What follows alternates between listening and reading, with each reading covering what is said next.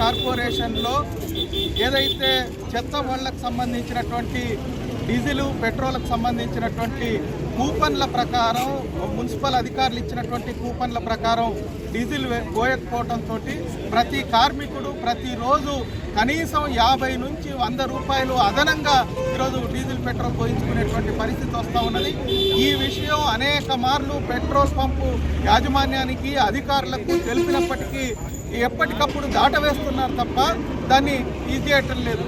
అట్లాగే గత వారం రోజులుగా రోజు ఎక్స్ట్రా డీజిల్ పేరుతోటి ఈరోజు పవర్ డీజిల్ పేరుతోటి ఈరోజు తక్కువ డీజిల్ని పోయిస్తూ ప్రతి కార్మికుడికి అందజేస్తూ ఉన్నారు. దీని మూలంగా ఏదైతే మెయింటెనెన్స్ తక్కువ వస్తున్నది దీని మీద కనీసం ప్రతి నెల 5 నుంచి 10 లక్షల రూపాయలు అవినీతి జరుగుతున్నట్టుగా అనుమానం ఉన్నది.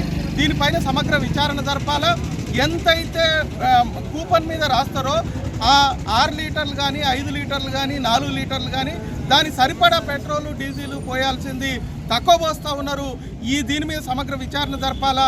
అట్లాగే కార్మికులను నష్టపోతున్నటువంటి దాన్ని కట్టియాలా.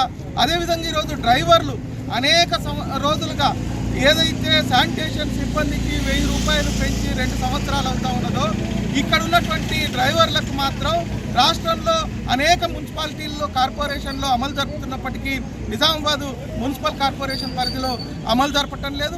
ఇట్లాంటి అనేక విషయాలు చాలాసార్లు చెప్పినప్పటికీ అధికారులు నిర్లక్ష్యం వహిస్తూ ఉన్నారు.